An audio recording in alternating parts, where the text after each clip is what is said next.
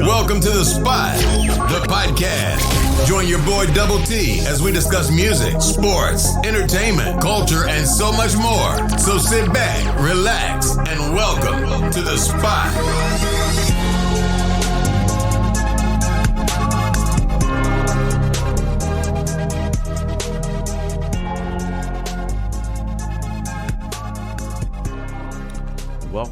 Welcome back to The Spot. I am your host, Double T, and here we are at Season 3. Welcome. And for the first episode of Season 3, I figured, why not talk about something I love to talk about? Marvel, superheroes, all that good stuff, the MCU, y'all. And I had to have somebody on to talk the MCU with me. And for the season premiere, y'all, we traveled all the way to the UK. And I talked to Matt, that MCU guy. Matt has a podcast. He's on Twitch, YouTube, all social media. He covers everything MCU. Follow him on Instagram at that MCU guy. During this interview, we cover how he got started in the MCU. Well, not how he got started, but how he got into the MCU, some of his favorite characters, what he thinks is going to happen in the future. We talk about WandaVision, Falcon and Winter Soldier, a little bit of everything. So for the season premiere, y'all, sit back, relax, and welcome back to The Spot. Shop Be Sold for the latest trends in footwear, handbags, and accessories, giving you luxury vibes without the luxury price tag. Use code The Spot for 15% off your order. That's www.shopbesold.com. www.shopbesold.com. Welcome back to The Spot. I am your host, Double T, and I am so glad you guys are here with me. So today, this has been something I've been wanting to do for a while now. If you don't know, I'm a huge MCU fan. And if you're saying, what's the MCU? The MCU is the Marvel Cinematic Universe. You know, all the Marvel, all the Iron Mans, the Captain Americas, Thors, Avengers, all that. So today, I am lucky enough to have a special guest here to discuss some MCU stuff, some WandaVision, some Falcon and Winter Soldier, and some other MCU stuff that we'll get into.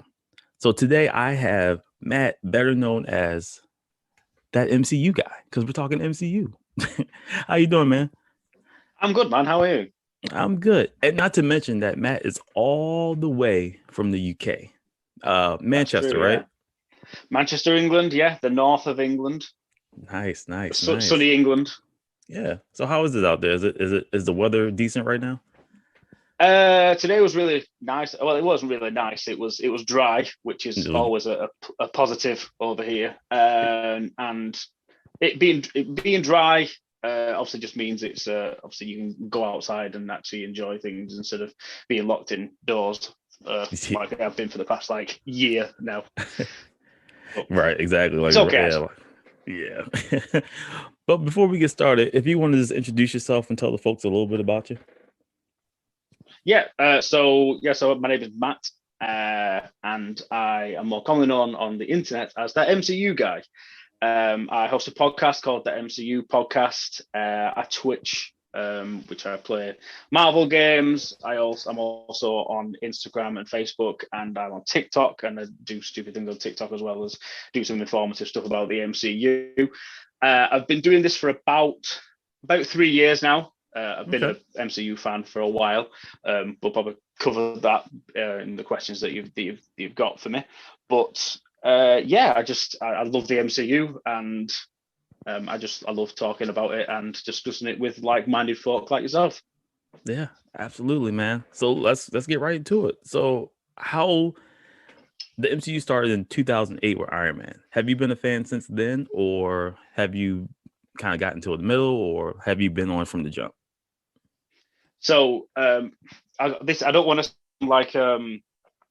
sound like I don't know what I'm talking about here, but people might be slightly offended when I say that I didn't actually come into the MCU until the first Avengers film, and I think that might anger some people, and the fact that why you call yourself the MCU guy? You only started it in 2012 and not in 2008. Well, the reason is because obviously people's interests and stuff change, and it wasn't until that the first Avengers film came out that kind of sparked my interest in the MCU. Like, I was also not a huge fan of Robert Downey Jr. or Iron Man before I watched the films. When I went to watch Avengers, my first thing was like, I really don't like Robert Downey Jr. I don't like Iron Man. And I think that's the reason why I didn't like him is because I hadn't watched the first two Iron Man films. So it was a bit of a like I don't really like him, but the rest of the film is absolutely fantastic. So I remember the trailer coming out for Avengers 1 and being like, wow, this looks really interesting actually. So I went to watch it. I was blown away at how incredible it was. And I was like, wow, this is really cool. Maybe I should watch the other ones. So I actually went back and watched all the Phase 1 in the descending order. So I went with Captain America and then went back on myself and ended with Iron Man 1, which is a stupid way to start my MCU journey, but it kind of, I think I had to watch the first Avengers film to make me appreciate all these characters, and then I went back and actually did the research and watched the other films, and then started from there really. And then I really started to hit my stride with it when Age of Ultron came out. And since that point, I was thoroughly invested, and I think I've only missed one midnight showing of any of the films released since Age of Ultron, and I'm pretty sure that was Civil War, but it's because I wasn't in the country. I wasn't in England when it came out. I was abroad. I was in Portugal, so I couldn't have watched it unless I wanted to watch it in Portuguese, which would have been quite confusing. So I didn't manage to watch that. But it's something that I've really been enjoying for quite a while now, and I'm really glad that I took the leap when I watched Avengers 1 or Avengers Assemble, but for people in the UK, that's what we called it. I'm glad I got into it because it's been such a thrilling journey since I discovered it, really, since I was sleeping on it for so long, and then once it came into the forefront of my attention, that it's been something that I've been invested in since, and it's fantastic. Yeah, it's funny that you say that, because me and my wife, we watched Avengers,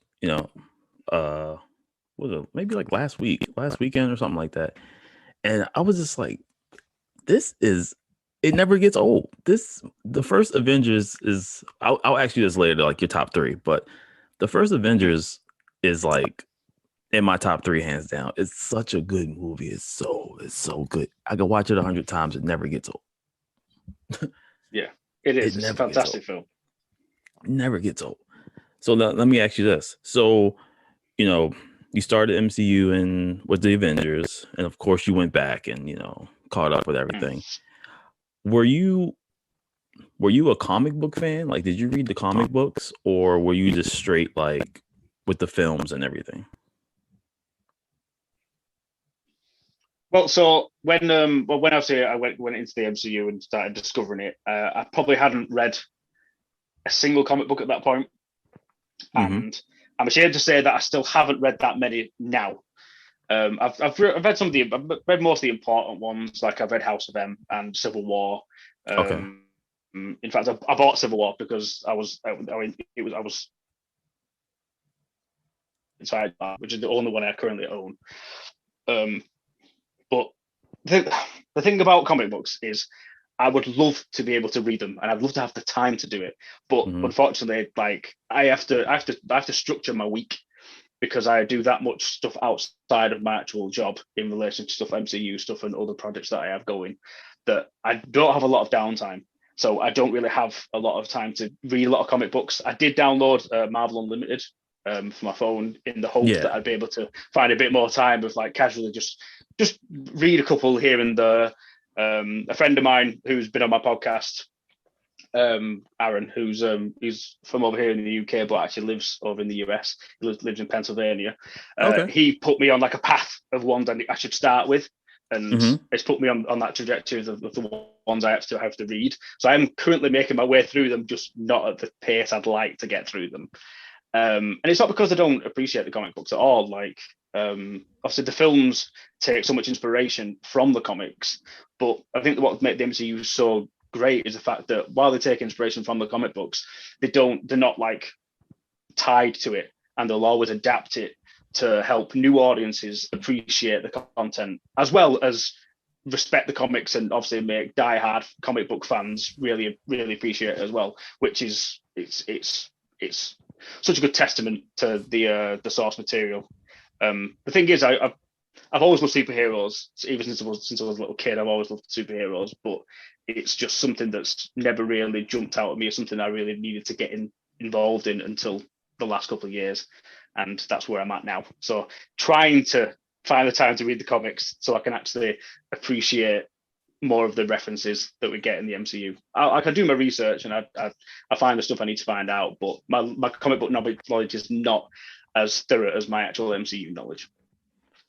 So me and you are like on the same page. Like, okay, everything you said, like I'm on par with you. Like I've read comics here and there, and just, I do my research on certain things, but I get most of my knowledge and information from the MCU. And then, like you said, it kind of is great because it kind of attests to both sides. People who don't, like my wife has never read a comic book, but she knows a lot about the MCU just from the movies. And then there's people who read the comics who, still love it and appreciate it. And of course, they don't pull every single thing from the comic books, allegedly. So it kind of, but it's still, it still comes out great. And it's kind of like, it's like, I don't know. It's like you could literally, like, obviously she knew who Iron Man was, but she never read a book. But now seeing all these films and seeing, his whole character, like she could probably tell you, she might know more about Iron Man than somebody who read the books, which is cool, I think. Yeah. No, it is. Totally. Yeah. Let me ask you this though. Let me kind of backtrack. So you said you didn't like, in the beginning, you said you didn't like Robert Downey Jr. as Iron Man when you first saw it. Do you still feel that way, or has it changed? No, it massively changed. And I think a pivotal moment was Civil War, of the reason you start to appreciate Tony. My thing about Tony, I don't know, are we allowed to swear on this podcast, by the way? Say it again. Are we allowed to swear on the podcast? Oh, yeah. Right, so Avengers 1, Tony's a dick. Avengers 2, Tony's still a dick, and he's the biggest dick of the film. He does so much irresponsible stuff. I know he's doing it for the greater good, and obviously he wants to protect the Earth from larger threats, but all his actions are all just self-centered and with massive repercussions. Like he gets away with it in Iron Man 1 and 2, and possibly 3 because it's still quite a grounded story and it doesn't have huge implications for the universe, or especially or the stuff that happens on Earth. But his actions in Avengers 1 and 2 are just so reckless and so stupid and so like narrow-minded that it's difficult to relate to him. Now, what's great is the fact that when the Russos took over the character in Civil War, they actually changed his perception, and they changed his thought process, and they changed his character arc, and then it obviously carried on into Infinity War and Endgame. And so by the time you get to the end game, he's gone through such a transitional period from the first film, Iron Man 1, to Endgame. You can't help but not love the guy and appreciate everything he's done. He obviously does make the sacrifices in certain stages throughout the MCU, but obviously the ultimate sacrifice is saving the universe by eliminating Thanos and obviously taking his own life by doing so. Right. So I love and appreciate the character now. I love obviously RDJ as well, because you hear his story and what he went from before Iron Man to where he is now, and it's such an inspirational story. I mean, people get put down like dark paths, and he managed to pull his way out of that, and it's such an inspirational story. So yeah, I absolutely love Iron Man now, and all it took was Civil War to kind of flip it around. And what I will say is there's a really good documentary on YouTube. I really can't remember what the channel was called. I think it's something to do with cows. I'd say something like cow in the name. I think it might be like a dairy cow videos or something, where some guy literally breaks down the point where Iron Man's like character completely turns on itself, and that's when it starts to really like hit home about how much how much his actions are really affecting everyone going forward. So I'd urge anyone to watch it. Just I don't know how you'd find it, but Iron Man's it might be something like Iron Man's changing character, Civil War, and then you'll be able to find it. But it's a really impressive video, and I'd urge anyone to watch it. Okay, yeah, I'm gonna have to look that up, because the reason I asked is because Iron Man is like, he's my favorite character, and I've always liked Iron Man, right? But the MCU made me like him more, just because, like you said, his character development from how he started for being a dick in Iron Man 1 and 2, and to seeing the end result in the end game is like a whole different change. And like I said, me and my wife was watching Avengers 1, and you remember the scene where him and Cap were arguing, and he was like, you're not the one to make the sacrifice play. You're not the one to, lay down and let somebody else crawl over you. And then to see what he does at the end is just like, he does make the sacrifice play. He does lay down for everybody else. So his character development is like beyond. And I think that's one of the strengths of the MCU, because not only him, but all these different characters, they go through so many different changes. Like, nobody is the same from phase 1 to phase 4 if they're still there. But that's one of the greatest parts of the MCU to me. Yeah, like the transformation. Like, if you even look at Thor's character now, like such a meh character as far as I was concerned up until Ragnarok. Ragnarok gave him a whole new lease of life, and what Taika Waititi did with the character, it had a massive resurgence, and obviously it helped with the storyline for Infinity War and Endgame, and that the Thor you first watch in the first Thor film to what we're seeing right now, again, they're miles apart from each other, but they've managed to play that story out almost effortlessly, which I don't know how they've done that, because it's so mad to see what he's like now to what it was. And again, it's just a testament to everyone involved with the character building in the MCU, and obviously Kevin Feige's overall his seeing of all of the MCU and making sure it all kind of neatly twines together. So again, it's so impressive. Kevin Feige is a genius. I mean, he made us like Guardians of the Galaxy. Did you know who the Guardians of the Galaxy was before the movie came out? No, I did not. And obviously, because the MCU version aren't even the comic book ones, are they really? They're just a completely different mix of characters. So it's the guys at the end of the second one of the actual Guardians of the Galaxy, aren't they? The post-credit scene after Yondu's funeral. They're the actual Guardians of the Galaxy, but as far as I'm aware, in the comics. So I don't know how they managed to get to the point where they had all these different characters from the comics form a new Guardians of the Galaxy. But to be fair, the MCU wouldn't be the MCU without the MCU Guardians of the Galaxy. They're I remember when they first like showed the trailer for it. And I'm like, all right, this is kind of just like a filler movie, just a movie to put out there just to kind of, fill some space up. But no, they are a major character. And I think they might be a major character going forward, because they're going to like the cosmic and the space and all that. And they play a big role in that too. Yeah, huge role, especially with the third installment. And obviously their inclusion in Thor 4 as well. There's going to be big implications for their appearance in that film as well. Yeah. So, Guardians of the Galaxy, they're important. Now, let me ask you this: I already told you, Iron Man. He's like Iron Man and Cap. They're kind of tied for number one. But I've had to pick one that's Iron Man. Who's your favorite MCU character? Okay, right. So, because we're recording this over Zoom, I thought we might have been recording this with actual audio and visual. So my where I'm stood now, I'm stood behind me is my bedroom wall, and I currently have 1, 2, 3, 4, 5, 6, 7, 8 Spider-Man suits behind me, hung up on my wall. So if that's not an indication about who my favorite MCU character is, I don't know what is. Yeah, Spider-Man. I know it's an easy one for a lot of people, and he's probably going to be a lot of people's favorite character. But even before he was in the MCU, still my favorite superhero. Ever since I was 4 or 5, I think I had toys and watched the '90s cartoon, and he's someone I've always grown up with and always loved. Even when I didn't really appreciate comic books and the comic book films, I still obviously had a fondness of him. And then when the Tobey Maguire films came out, that was obviously huge for me, even at that age.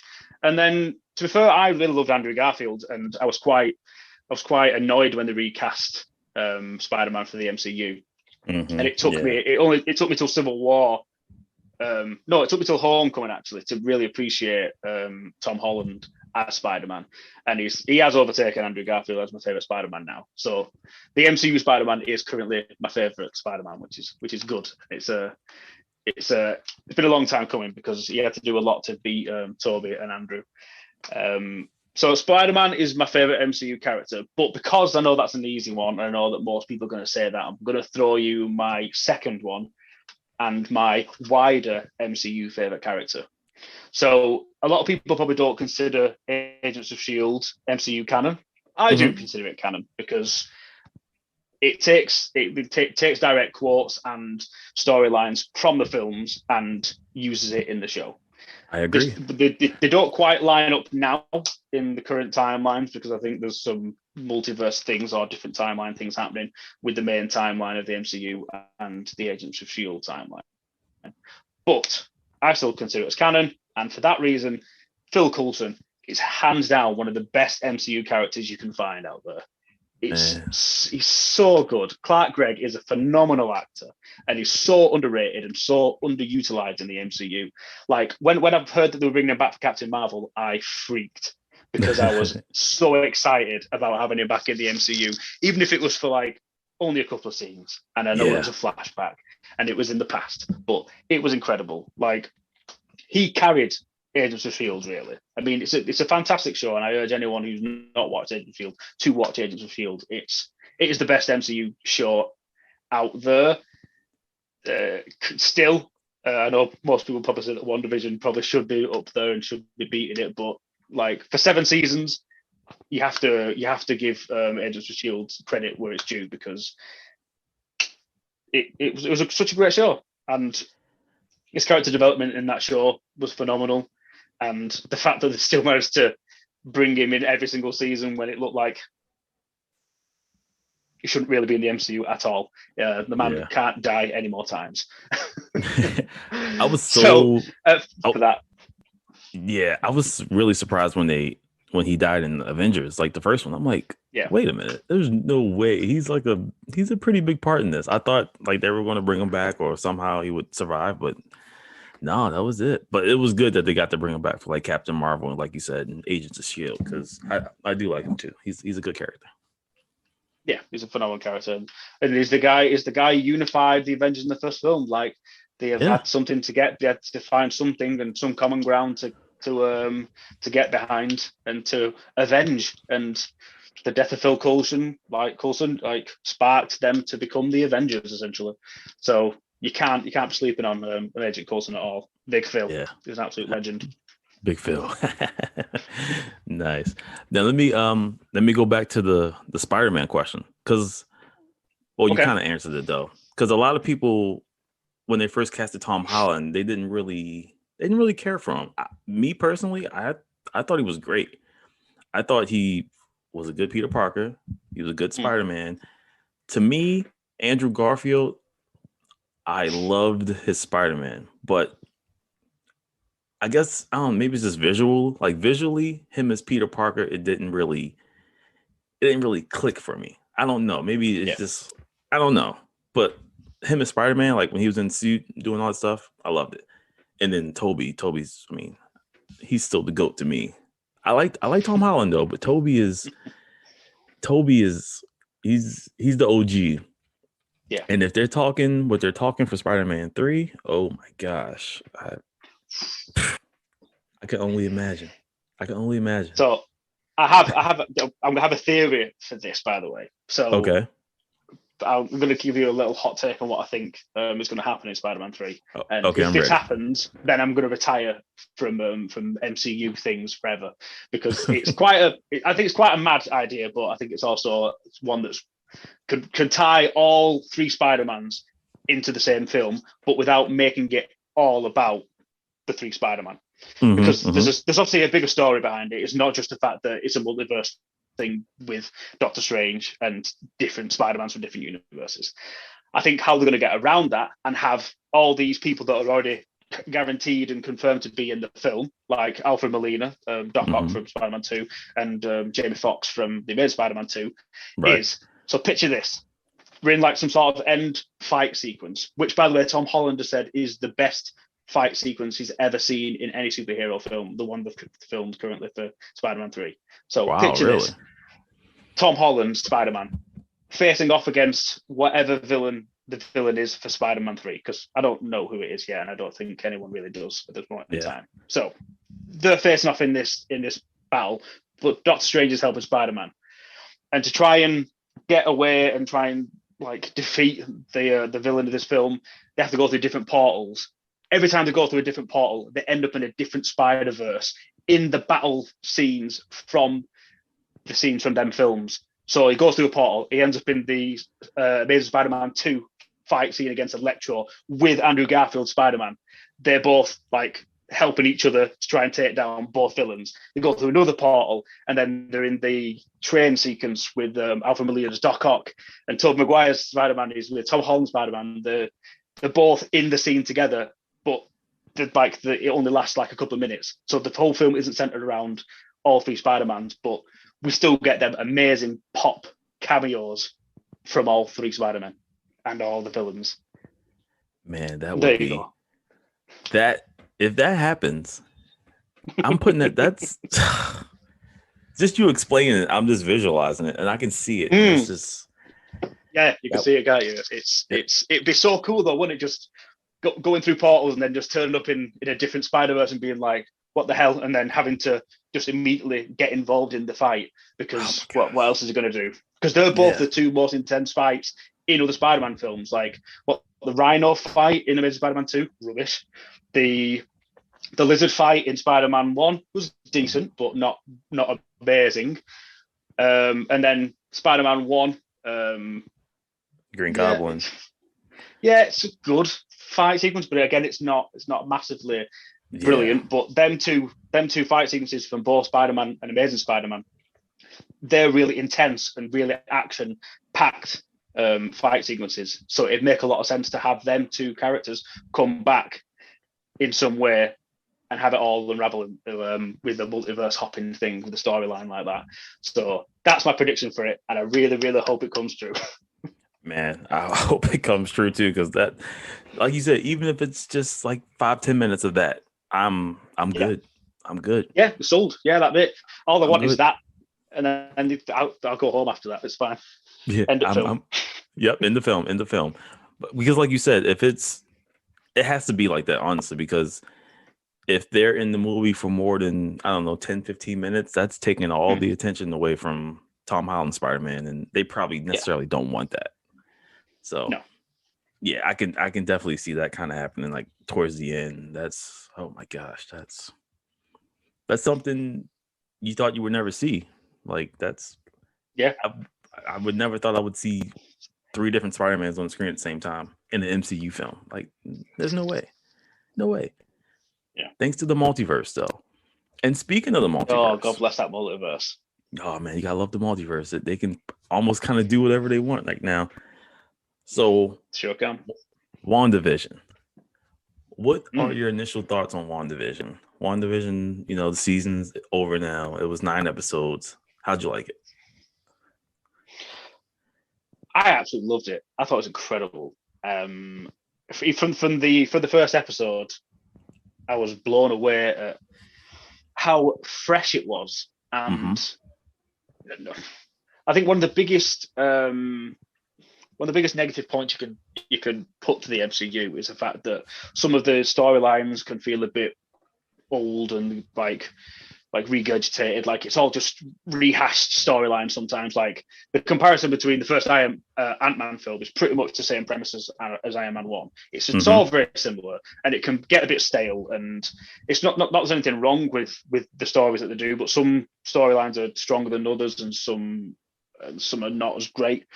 But this was something completely different, and to open with that first episode in the 1950s, and it all be black and white, and it have all them sitcom character tropes and situations that would happen in these kind of TV shows.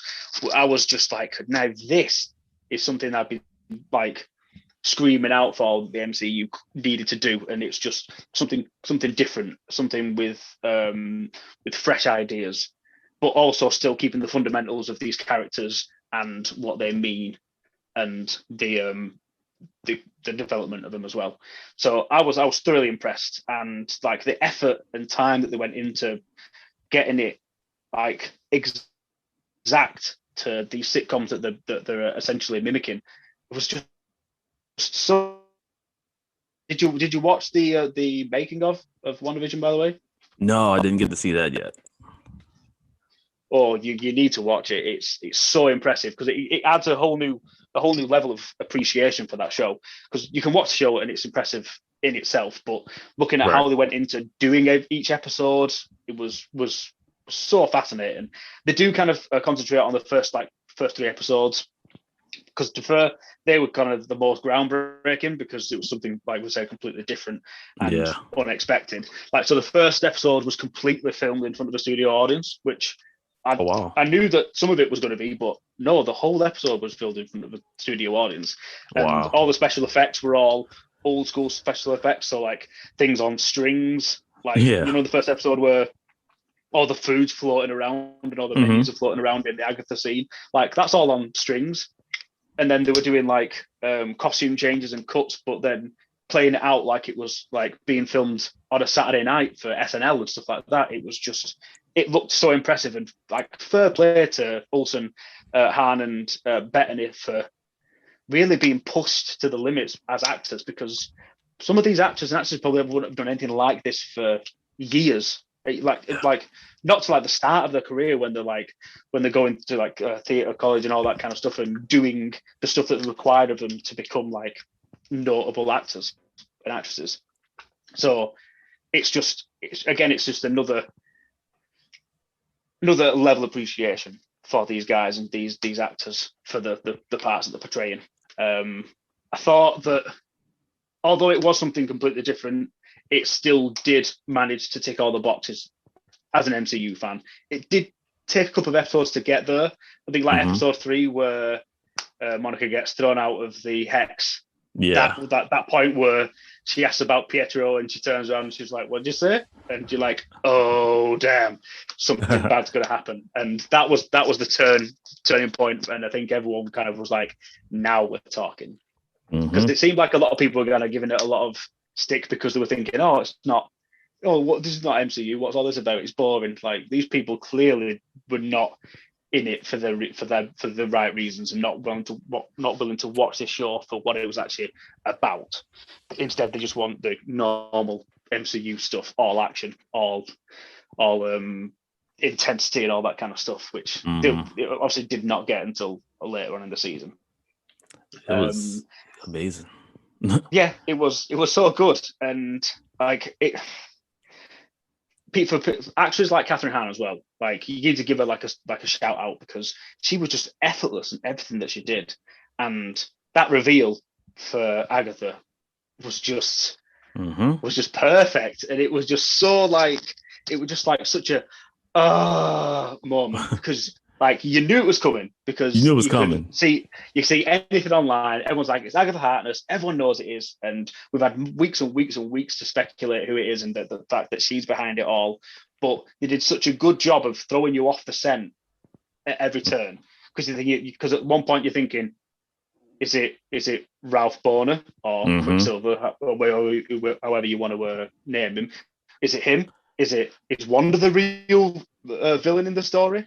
Is it Monica Rambeau's character? Like no one knows what's happening. But then they threw you off the scent so much, and then Agatha reveals stuff, and you're like, well, we knew this was going to happen, but I'm so glad it's finally happened, so the rest of the show can play out like we want it to. A lot of people obviously frustrated because it were Mephisto. Were you a Mephisto hopper or not? So I was hearing about it and they were like, because they were saying like Agatha is really kind of, she's not really a villain per se. She was kind of like there to help Wanda in the comics. Then they were saying like Mephisto was really the one who's like pulling the strings on everybody.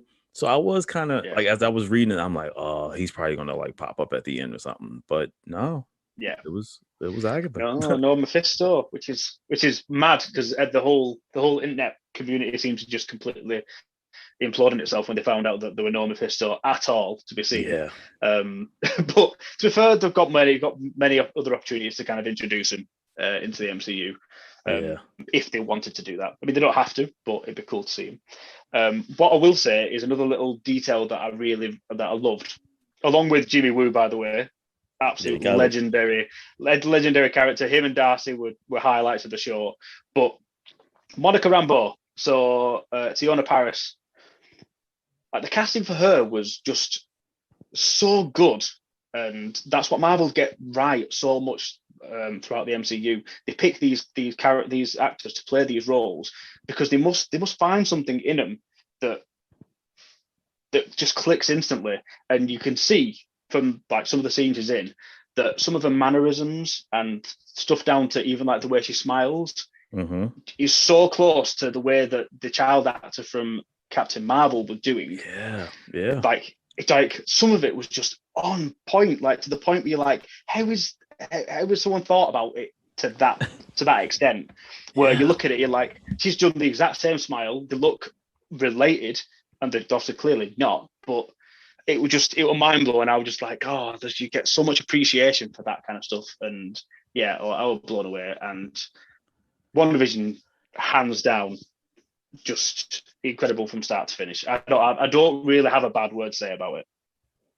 It was great, man. And the fact that it was, I think what even made it even better, it was that it was week to week. Like I feel like if they had put it all out and you could have just like binge watched the whole thing, it'd still been good, but it wouldn't have been as good as how they did it. You know, they gave us the first two, and then after that, because at the end of every episode, you're like, oh, what next? Like I can't wait till next Friday. Like what's going on? Yeah, like the anticipation. Like, were you are you a Star Wars fan as well? Are you a Mandalorian fan? I am.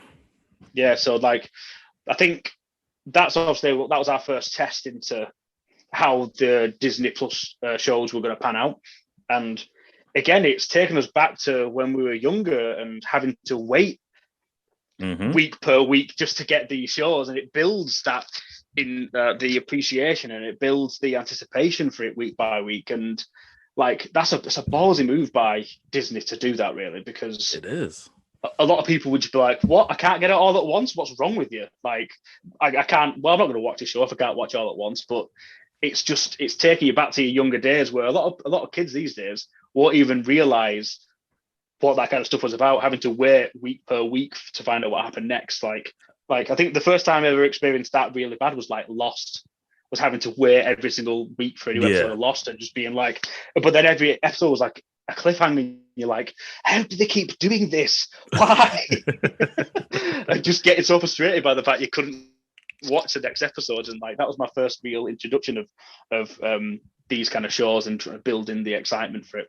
So it's a great model that they're using, and I don't know, it makes more of an event out of each episode. And for me, I love it because every Friday I'll go to work, and then I know that when I get home from work, I can have my tea and I can sit down, and I can watch the next Marvel installment, essentially. Yeah. Because we've got this now till like June, or we've got like we've got Marvel content every week now till June or something mad like that. So it's great, and I'm thoroughly enjoying all of it. It's awesome. And then like you said, so we had WandaVision, then they maybe a week or two, like a week off, and then now we got the Falcon and the Winter Soldier. Yeah, we do. So that premiered last night. I got a chance to watch it. I thought so initially after me and my wife first watched it, I'm like, that was good, but I don't know. It was kind of like all over the place. But then I woke up, I had a chance to sleep on it, and I'm like, nah, that was really good. It was, I think it was perfect for the first episode. You know, they got to, because I think a key factor in these Disney Plus shows is that we get to dive into characters who we really couldn't in the major movies, because, you know, it was just not enough time to dive into the Falcon, Winter Soldier, and Wanda. And now they're taking time to get to know, you know, who Falcon is really, who the Winter Soldier is, about his past, about what's going on since the blip and all that. So after kind of digesting it, I'm like, that was good. I liked the first episode, and I'm just like WandaVision. I'm ready for episode 2. How'd you think the first episode was? You know, I completely agree with everything you said there. The first 5 minutes, obviously, spoiler warning people who haven't seen the episode. Obviously, the first scene is just the most MCU scene that you're going to get, aren't you, really, from one of these shows? And that was great, because again, that's what people want. People want the MCU. They want these high octane moments with these like really detailed fight choreographies, which, by the way, was so impressive. Like, who knew that Falcon could fight like that? Why has it been fighting like that all this time? What's going on? Yeah, I know, right? Like the fact that he took on Batroc like that, like who, by the way, was going toe to toe with Captain America in the Winter Soldier. I don't know how. As soon as he started fighting him, I was like, Sam's not going to be able to keep up with this guy. That's never going to happen. But he did, and he held his own. I was very impressed with him. So yeah, after the opening sequence where it's all MCU related and MCU themed, it gets dragged back down, and then we start the build. We start the slow build of these characters, and we find out more about what's going on with what they've been doing since the blip. And Sam's backstory is cool. It's really nice as well, because you always get the feeling that he's the kind of person that is a strong family guy, and family comes first, and he will like live and die for the people that means the most to him. And the chemistry that he had with his sister was really cool. And just the backstory of his family owning like a fishing business, and the fact that although he's a superhero, he still has to like earn a living, and where's he going to get his money from? And he still has real world problems like you and I would have. And it was just a really like different thing to see, whilst also being very, very MCU style, and still touching on all the stuff that we know and to expect. Love the fact that we got the Rhodey cameo out the way. Yeah, because I love Rhodey, but I'm glad it happened. I'm glad we got that cameo out the way, because we know there's going to be more cameos. But like, I don't want this to become a WandaVision thing where we're going to be like, oh my god, who's the next cameo? And we just like, if the cameos come thick and fast, that's totally fine. I'm just happy they're there, and I'm happy that they're playing a part in the building of this show. So great to see Rhodey, and if he turns up again, I'd be very surprised. But if he does turn up again, I think his dynamic with Sam would be like what Captain America would be if he was still with us, where he's going to be like the father figure, the guy who's going to be going through the training with him, giving him the life lessons and all that kind of stuff. Because again, Rhodey's been in the MCU from not Don Cheadle, but Rhodey in general has been in the MCU since the very beginning. So he's obviously been around the block, and he knows what the superhero gig's all about. So I'd be happy to have him come back and kind of be like a bit of a mentor figure to Sam, although I can't really see it happening, but it would be nice if he did that. And then Bucky, getting the flashbacks from Bucky and showing that he's struggling with his PTSD, and that after all the fighting stopped, like what is his life about now? We know that Captain America couldn't do that. He couldn't stop the fight, couldn't stop doing what he did, because that's all he ever knew. And it's cool to see that Bucky's trying to get through that stage. And I love his storyline. It just reminds me of My Name is Earl. If you've ever watched My Name is Earl. No, I've never seen that. No. It's a comedy. It's basically about some guy who's trying to right all the wrongs that he's done in the world, which he's done a lot of bad stuff. So again, it's like he's got a list of people he has to tick off his list for like people he's angered or done wrong. And again, that kind of seems like the premise of what Bucky has to do. He has to go and like make amends with all these people. Yeah. And I was kicking myself when you got the reveal that the older gentleman was the guy that he killed in his dream sequence. Gosh, I was like, oh God, I was like, why is it taking me so long to get this? Man. But when it paid off, I was like, oh man, that was so clever. And I'm really excited about where they're going to go in this show, because I think they're going to touch on a lot of stuff that the MCU still hasn't touched on yet. Like, I know there's obviously a lot's gone on in the world over the past year, and it's been a scary place to be, especially over there in the States with all the racial stuff that's happened. And I do think they are going to touch on a bit with this show, because I think there's an underlying storyline in there about race and the fact that governments are trying to hide certain things. And I think there's going to be a storyline in there where Sam actually finds there's actually been a past where there's been a black Captain America. And I think because there is one in the comics, I can't remember his name. The name eludes me, but there is a storyline where there was a black Captain America, and it kind of gets swept under the rug, and no one really knows anything about it. So I think that they might touch on that in this show, and it'd be good to see. Yeah, as long as it's done right. Obviously, we don't want to.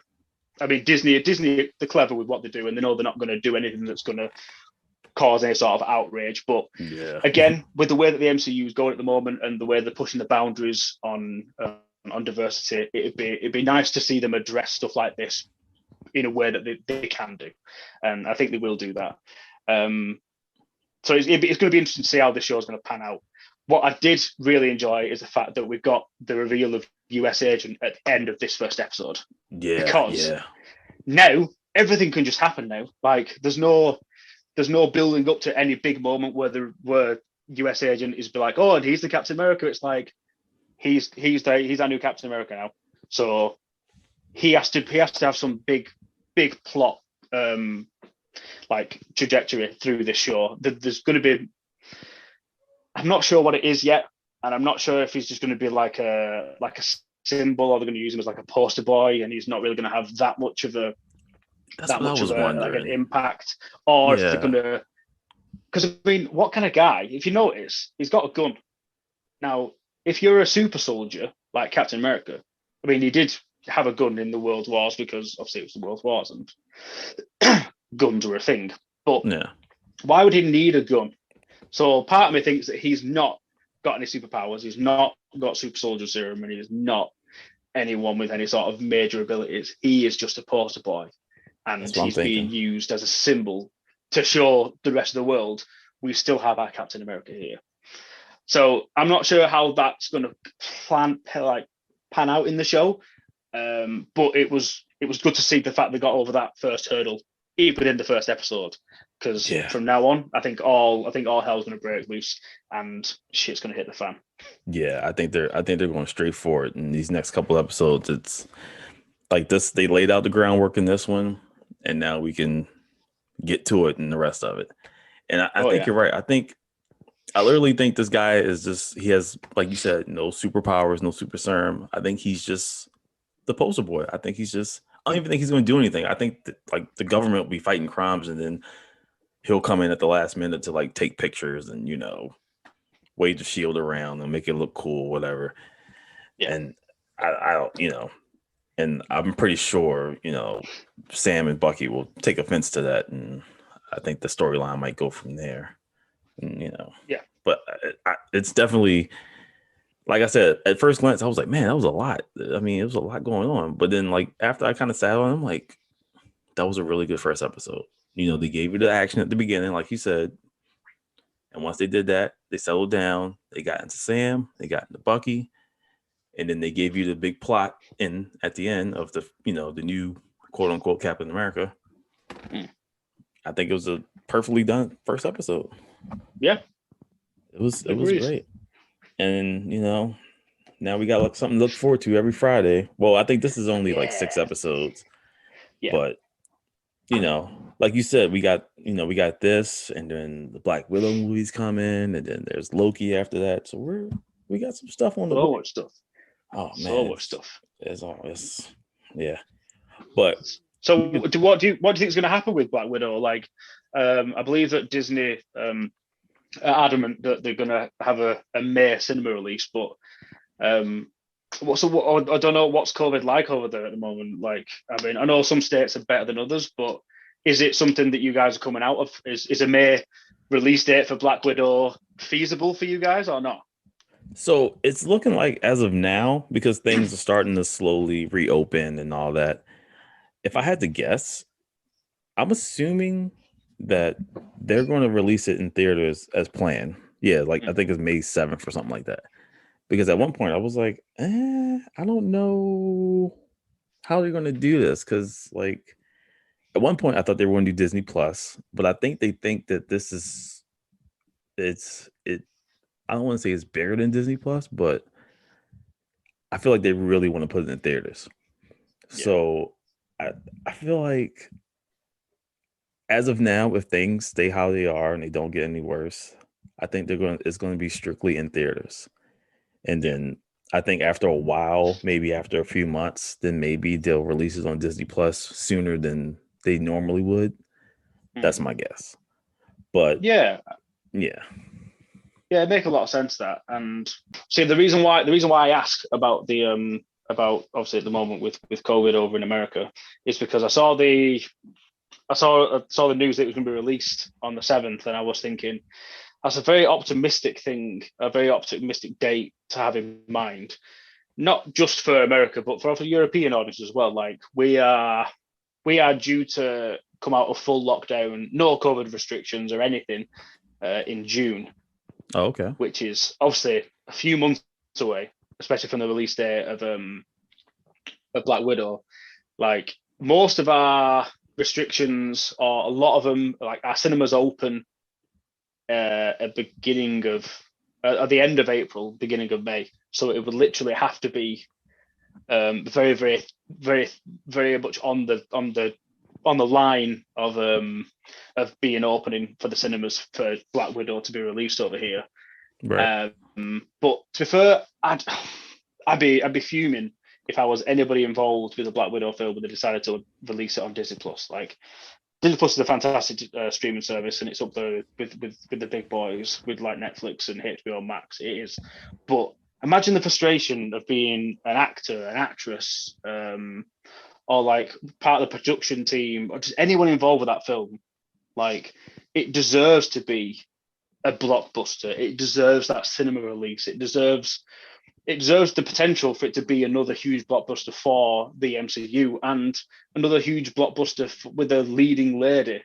Like Captain Marvel was huge, Wonder Woman, huge for female-led films, and it'd just be such a slap in the face, especially for like Scarlett Johansson, who's waited like 11 years for her first solo film, or potentially her only solo film, for it to be released on a streaming service. And it'd just be so frustrating. And I've got everything crossed that it does come out in the cinemas. Like even if you guys get it a bit quicker than us, like I will gladly go to the cinema to watch Black Widow as soon as I possibly can.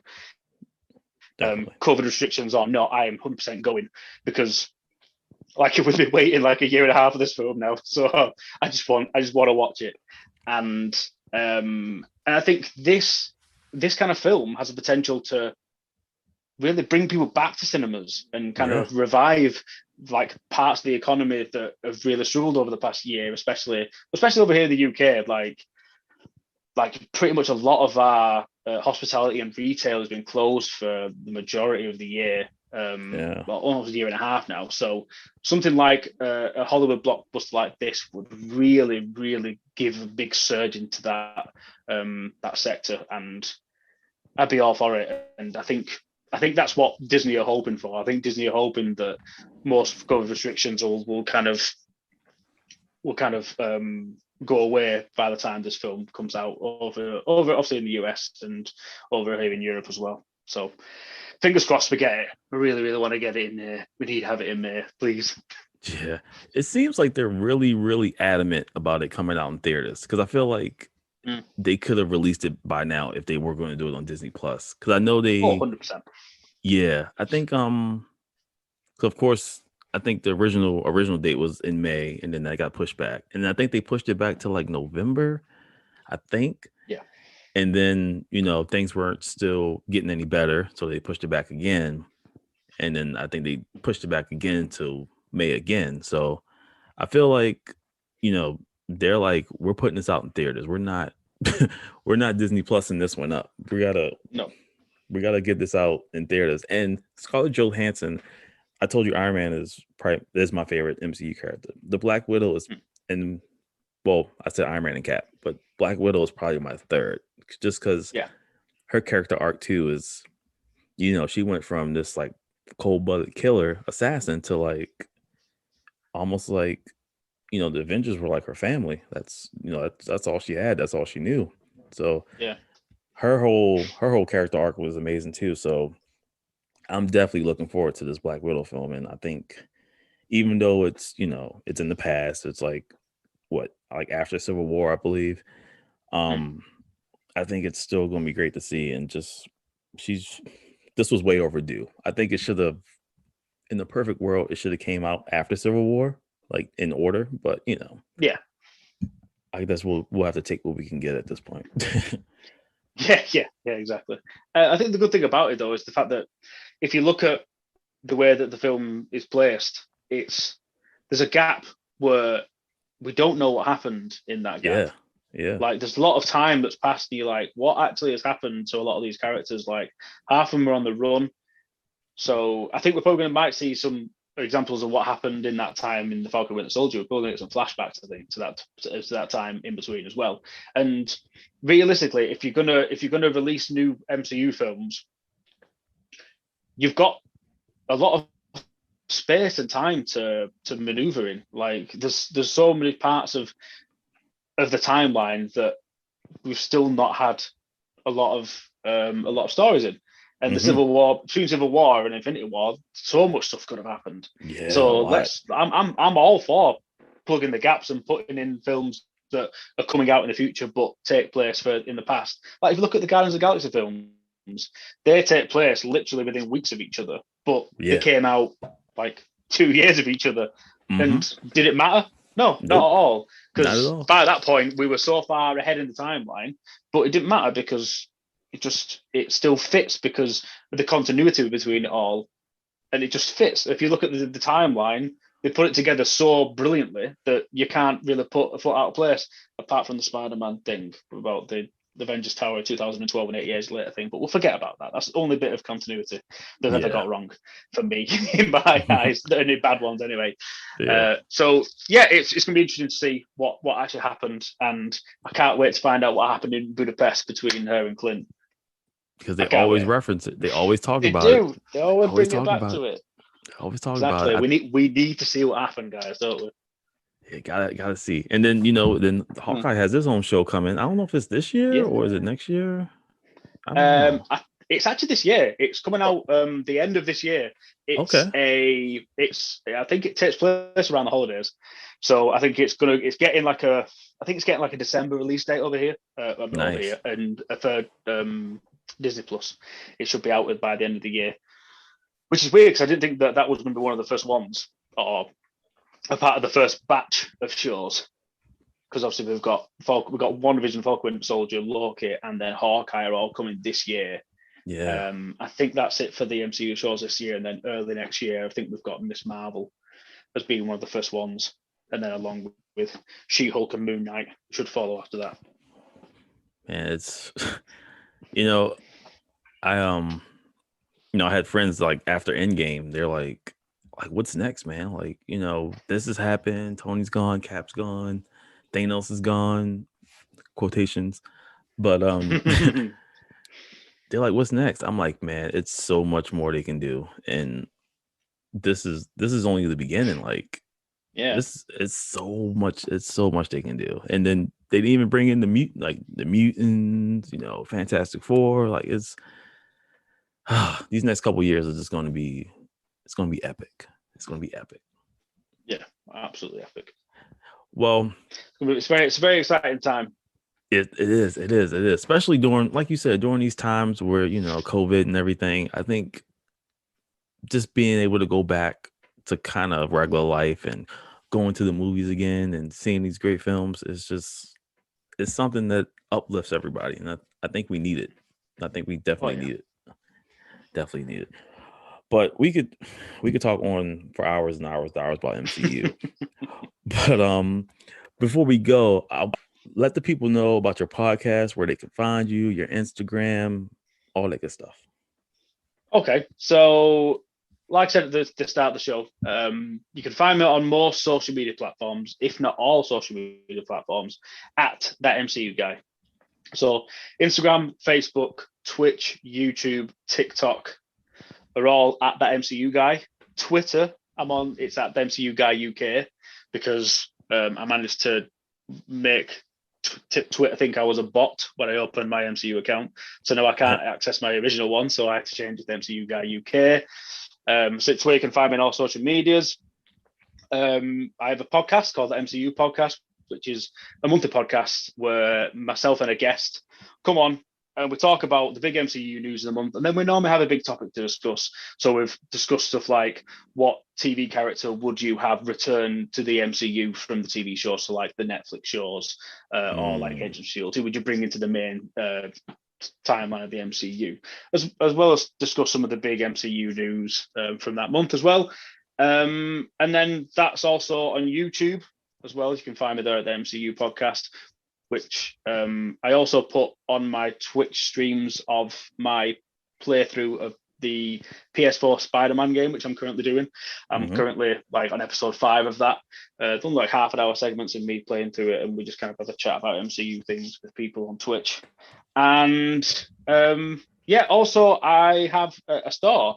So for anyone who is a big Marvel nerd and like watches a lot of stuff on YouTube, there's a channel that I'm quite fond of called the New Rockstars, and I was part of the Discord for a while and really got behind a lot of the stuff that they do. And the host, Eric Voss, who was on Good Morning America this morning, by the way, he was a guest on Good Morning America, which is a huge deal for him, I know. I sent him a T-shirt which was of Nick Fury that said, "Last time I trusted someone, I lost an eye," from Captain America: The Winter Soldier. And that kind of sparked something in me to start designing T-shirts. So I actually have an Etsy store, which I'm not sure if it'll come up as the MCU guy over on the American version or not. But if you go into Etsy and type of the MCU guy, you might be able to find my store, where it's just essentially quote T-shirts from certain characters. So like I've just released a WandaVision line, which has got there's a Jimmy Woo T-shirt, there's an Agatha T-shirt, there's a Wanda a Vision T-shirt, a Darcy T-shirt. So they're just quote T-shirts, a bit of fun. So if anyone wants to buy one, they can go to my Etsy page. If you do want to follow me, obviously I'd greatly appreciate it. And yeah, that's it. And you know what? It's been an absolute pleasure talking to you, man. It's been great, and I really appreciate you asking me to come on. Yeah, man, definitely. It's anything MCU, I'm all about. We maybe down the line we'll have to do like a part 2, or like maybe like after Falcon and the Winter Soldier's done, we can kind of maybe go through that and see how it goes. Well, you know what? I'd love to have you on the podcast, man. The door is always open for you to come on the MCU podcast. Absolutely, man. Absolutely. We'll definitely set that up. And like you guys heard, make sure you check him out on Instagram, YouTube, Twitch, all that good stuff. Subscribe to his podcast. If you like MCU stuff, that's where you need to be, because he's talking about it.